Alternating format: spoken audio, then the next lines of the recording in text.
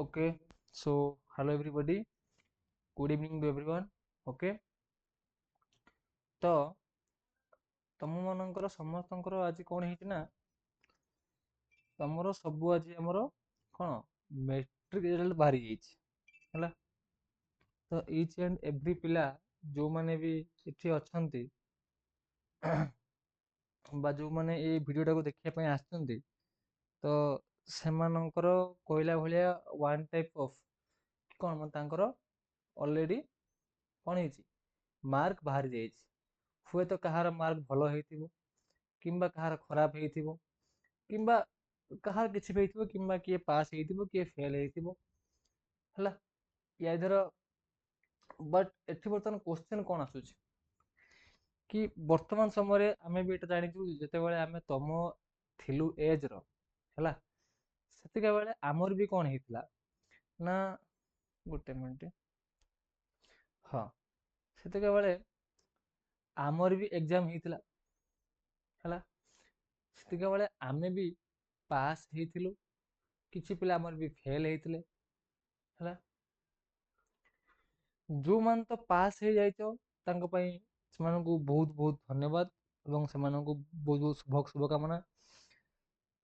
କିନ୍ତୁ ଯୋଉମାନେ ଏଠି ଫେଲ୍ ହେଇଗଲ ହେଲା, ମାନେ ଏଠି ଫେଲ୍ ହେଇଗଲ ତ ତାଙ୍କ ପାଇଁ କଣ, ତାଙ୍କର କଣ ବର୍ତ୍ତମାନ ସେମାନଙ୍କର ମେଣ୍ଟାଲ ହେଲ୍ଥ କହିଲା ଭଳିଆ ଜମା ବି ଠିକ ନଥିବ। ବୁଝିପାରିଲ, ଯୋଉ ପିଲାମାନେ ଏବେ ଫେଲ୍ ହେଇଯାଇଥିବେ ସେମାନଙ୍କର ମେଣ୍ଟାଲ ହେଲ୍ଥ ଏବେ କିଛି ଠିକ ନଥିବ। ତ ଯାହାର ଏକ୍ଜାମ ଭଲ ହେଇଛି କିମ୍ବା ଭଲ ହେଇନି ସମସ୍ତଙ୍କୁ ମୁଁ କେବଳ ଗୋଟିଏ ଆଡଭାଇସ୍ ଦେବି। କଣ ଦେବି ସେ ଯୋଉ ଆଡଭାଇସ୍ ଟା, ଯୋଉ ପିଲାମାନେ ପାସ୍ ହେଇଛ ତାଙ୍କୁ ବହୁତ ବହୁତ ଧନ୍ୟବାଦ, ବହୁତ ବହୁତ ଶୁଭକାମନା। ଯୋଉମାନେ ଫେଲ୍ ହେଇଛ ଦେଖ ଫେଲୁଅର ଟା ଲାଇଫ ର ଗୋଟେ ପାର୍ଟ ହେଲା। ତମେ ମାନେ ହୁଏତ ଜୀବନରେ କିଛି ଗୋଟେ ଭୁଲ କାମ କରିଛ କିମ୍ବା ତମେ ତମର ଯୋଉ ମେଟ୍ରିକ ଯୋଉ କ୍ୟାରିୟର ତମେ ସେଠି କିଛି ଗୋଟେ ଭୁଲ କାମ କରିଛ ଯାହା ଫଳରେ ତମେ ମାନେ ଫେଲ୍ ହେଇଯାଇଛ ହେଲା। ତ ତମର ଯୋଉ ଫେଲ୍ ପିଲାମାନଙ୍କ ପାଇଁ ଆମେ ଗୋଟେ ଅଲଗା ଭିଡିଓ ଆଣିବୁ that to be completely dedicated ହେଲା। ଆଉ ଯୋଉମାନେ ପାସ୍ ହେଇଗଲ ଏଇ ଭିଡିଓଟା ସେମାନଙ୍କ ପାଇଁ ହେଲା। ଯୋଉମାନେ ପାସ୍ ହେଇଗଲେ ଏଇ ଭିଡିଓଟା ସେମାନଙ୍କ ପାଇଁ। ଗୋଟେ ମିନିଟ ହେଲା। ଯୋଉମାନେ ପାସ୍ ହେଇଗଲେ ବର୍ତ୍ତମାନ କେହି ତ ଆଉ ଘରେ ବସିଥିବେନି, ବର୍ତ୍ତମାନ କିଛି ପିଲା କଣ କରୁଥିବେ ନା ସମର କୋର୍ସ କରୁଥିବେ। କିଛି କଣ ବର୍ତ୍ତମାନ ମ୍ୟାକ୍ସିମମ୍ ପିଲା ମୋର ସବୁ ସାଇନ୍ସ ପଢିବା ପାଇଁ କିମ୍ବା ଆର୍ଟସ ପଢିବା ପାଇଁ କିମ୍ବା କମର୍ସ ସମର କୋର୍ସ କରୁଥିବେ ହେଲା। ଯେହେତୁ ପିଲାମାନେ ପାସ୍ କଲେ ତ ତାଙ୍କର ସେମାନେ ଯୋଉ ସମର କୋର୍ସ କରିଛନ୍ତି ତାଙ୍କୁ ସେ ନିଶ୍ଚୟ ଗୋଟେ ଫାଇଦା ଦବ। ବଟ୍ ଏଠି କଥା ଏଇଆ କଣ କି ଆମେ ଏଠି କୋଉ କ୍ୟାରିୟର ଚୁଜ୍ କରିବା ବା ଆମର ମେଟ୍ରିକ ପରେ ଆମର କଣ କଣ ଅଛି। ପ୍ରାୟ ପିଲା ଜାଣିନାହାନ୍ତି କି ଆମର ମେଟ୍ରିକ ପରେ ଆମେ କଣ କଣ କରିପାରିବା, ଆମେ କଣ ଦେଇପାରିବା ହେଲା। ତ ତମର ମେଟ୍ରିକ ପରେ ତମର ଫାଷ୍ଟ କ୍ୟାରିୟର କଣ ଆସୁଛି ତମର ଦେଖ ତା ପ୍ଲସ ଟୁ। ପ୍ଲସ ଟୁ ର ବହୁତ ସାରା ଅଛି ବ୍ରାଞ୍ଚ, କଣ ଅଛି ନା ତମର ଆର୍ଟସ ଗୋଟେ ବ୍ରାଞ୍ଚ ଅଛି, ତମର ସାଇନ୍ସ ଗୋଟେ ବ୍ରାଞ୍ଚ ଅଛି ଏଣ୍ଡ ତମର କମର୍ସ ବି ଗୋଟେ ବ୍ରାଞ୍ଚ ଅଛି। କୋଉଥିରେ ଆମର ପ୍ଲସ ଟୁ ରେ ଆମର କେତେ କଣ ଆର୍ଟସ ସାଇନ୍ସ କମର୍ସ ଏମିତି ତିନିଟା ବ୍ରାଞ୍ଚ ଅଛି। ତମର ହେଲା ଫାଷ୍ଟ ଅପସନ କଣ କ୍ୟାରିୟର। ଦେନ୍ ସେକେଣ୍ଡ କଣ ହବ ଆଇଟିଆଇ। ଆଇଟିଆଇ ଆଇଟିଆଇ ଟା ଗୋଟେ କଣ, ସପୋଜ ତମକୁ ଲାଗିଲା କି ସାର୍ ମୁଁ ଏବେ 2 ବର୍ଷ ପରେ ମୋ ଫ୍ୟାମିଲିର କଣ୍ଡିସନ ଭଲ ନାହିଁ, ମତେ 2 ବର୍ଷ କିମ୍ବା 3 ବର୍ଷ ପରେ ମତେ ଗୋଟେ ଜବ ଦରକାର, ମତେ ଗୋଟେ ଜବ ଦରକାର। ତ ସେଇ ଯୋଉ ଜବ ପାଇବା ପାଇଁ ଆମର ଆଇଟିଆଇ ହେଇଗଲା କିମ୍ବା ଆମର ଡିପ୍ଲୋମା ହେଇଗଲା, ଆଇଟିଆଇ ହେଇଗଲା କିମ୍ବା ଆମର ଡିପ୍ଲୋମା ହେଇଗଲା। ଆମର ଏଇ ଯୋଉ ଦୁଇଟା କୋर्स ହେଲା ୟାକୁ ଆମେ କଣ କୁହନ୍ତି କହିଲ ଟେक्ନିକାଲ କୋर्स। ଟେକ୍ନିକାଲ କୋର୍ସ ଯୋଉମାନେ ବହୁତ ଜଲ୍ଦି 2 ରୁ 3 ବର୍ଷ ଭିତରେ କିଛି ଗୋଟେ ପଇସା ଇନକମ କରିବା ପାଇଁ ଚାହୁଁଛ ତାଙ୍କ ପାଇଁ ଏଇ ଯୋଉ ITI ଆଉ ଯୋଉ ଡିପ୍ଲୋମା କୋର୍ସ ହେଇକି ଅଛି। ଗୋଟେ ହେଲା +2, ଗୋଟେ ହେଲା ITI, ଗୋଟେ ହେଲା ଡିପ୍ଲୋମା। ୟା ଛଡା ଆହୁରି ବହୁତ ଜିନିଷ ବି ଅଛି। ଯେମିତି କି ସପୋଜ ଜଣେ କହିଲା ସାର୍ ମୁଁ +2 କିଛି ପଢିବିନି, ତାହେଲେ ମୁଁ କଣ କରିବି? ସେ ମେଟ୍ରିକ ପଢୁଛି। ଆମର ସେଣ୍ଟ୍ରାଲ ଗଭର୍ଣ୍ଣମେଣ୍ଟର ହେଲା, ସେଣ୍ଟ୍ରାଲ ଗଭର୍ଣ୍ଣମେଣ୍ଟର ମେଟ୍ରିକ ଲେବୁଲର ପୋଷ୍ଟ ବି ଆସୁଛି। ମେଟ୍ରିକ ଲେବୁଲର ଜବ୍ କରିବା ପାଇଁ ପୋଷ୍ଟ ବି ଆସୁଛି। ବଟ୍ ମୁଁ ତମକୁ ଏଇଟା ରେଫର କରିବି ନାହିଁ। କାହିଁକି?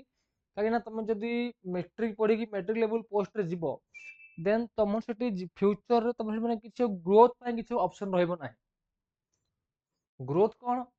ସପୋଜ ଜଣେ ପିଲା ସେଇଠି +3 କିମ୍ବା +2 କରିକି ଗଲା,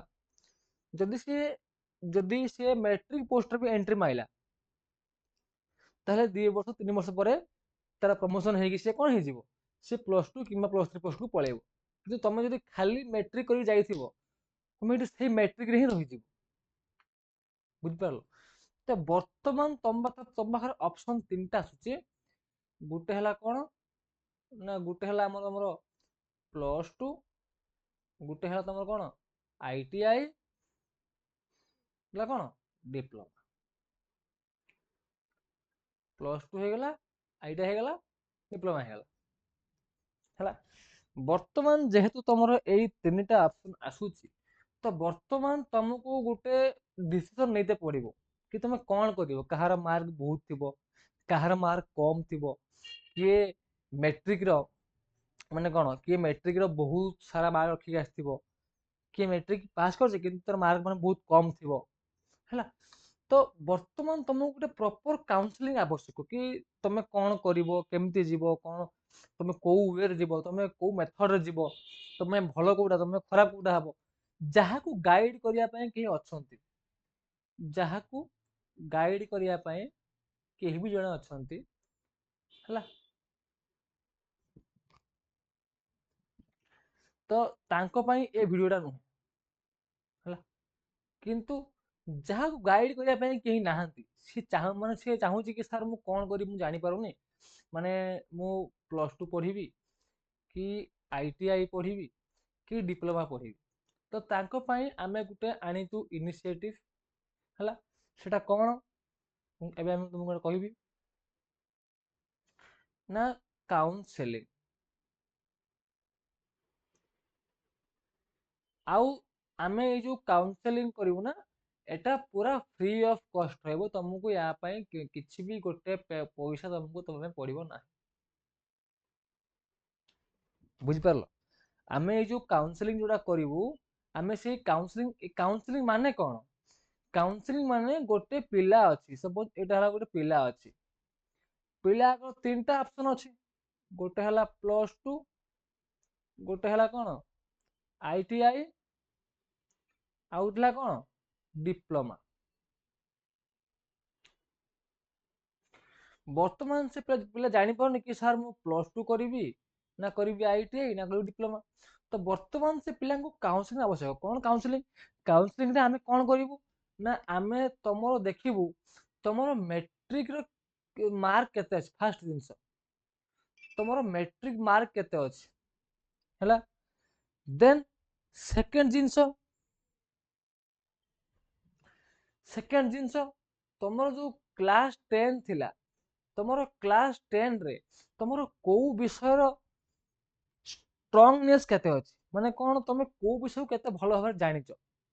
ଆମେ ତମର ଥାର୍ଡ କଣ ଦେଖିବୁ କି ତମ ଫ୍ୟାମିଲି କଣ୍ଡିସନ କଣ ଅଛି, ହେଲା। ଆମେ 4 କଣ ଦେଖିବୁ ତମର ଫାଇନାନ୍ସିଆଲ କଣ୍ଡିସନ କଣ ଅଛି। ଆମେ ଫିର 5th କଣ ଦେଖିବୁ କି ତମର ଇଣ୍ଟରେଷ୍ଟ କୋଉଥିରେ ଅଛି,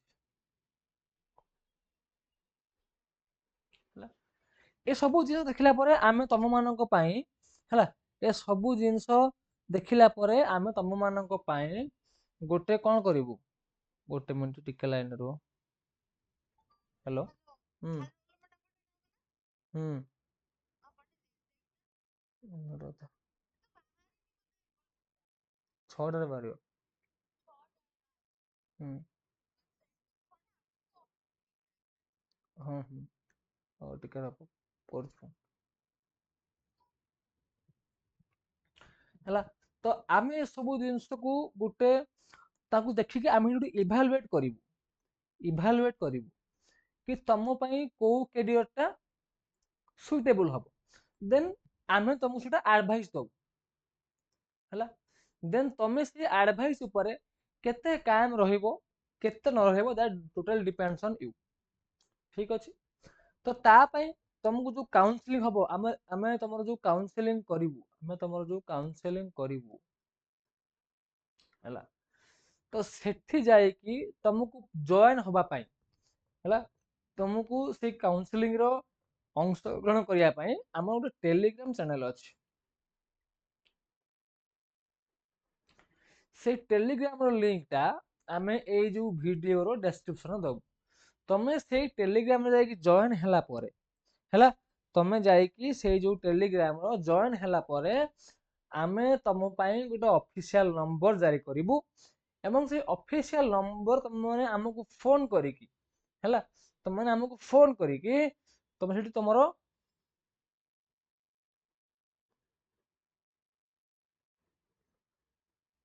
ହେଲା କରିକି ତମେ ସେଇଠି ତମର ସ୍ଲଟ ବୁକିଂ କରିକି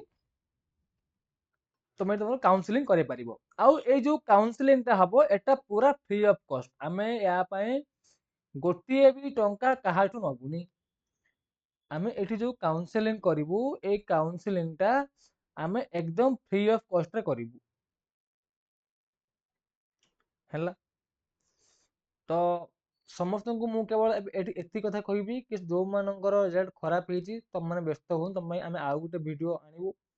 ହେଲା, ଆଉ ଯୋଉମାନଙ୍କର ଏକ୍ଜାମ ଭଲ ହେଇଛି ଆଉ ଯୋଉମାନେ ଜାଣିପାରୁନ କି ତମେ କଣ କରିବ, ତଳେ ଭିଡିଓ ଡେସକ୍ରିପସନରେ ଯୋଉ ଟେଲିଗ୍ରାମ ଲିଙ୍କ ଦିଆ ହେଇଛି ତମେ ସେଥିରେ ଜଏନ ହେଇଯାଅ।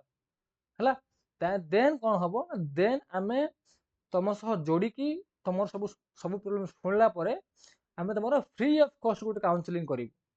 ଯେତେବେଳେ ଆମେ ସେ ଫ୍ରି ଅଫ କଷ୍ଟ ଗୋଟେ କାଉନସିଲିଂ କରିବୁ, ହେଲା, ଦେନ୍ କଣ ହବ ନା ତମେ ସେ କାଉନସିଲିଂ ରୁ ନିଜର ସ୍ଥିତି କଣ, ତମ ପାଇଁ କଣ ଠିକ କଣ ଭୁଲ ଜାଣି କାମ କରିବ। ଓକେ, ଯୋଉମାନେ ବି ଚାହୁଁଛ ସେମାନେ ପ୍ଲିଜ ଆମ ଗ୍ରୁପରେ ଜଏନ ହେଇଯାଅ। Okay, thank you.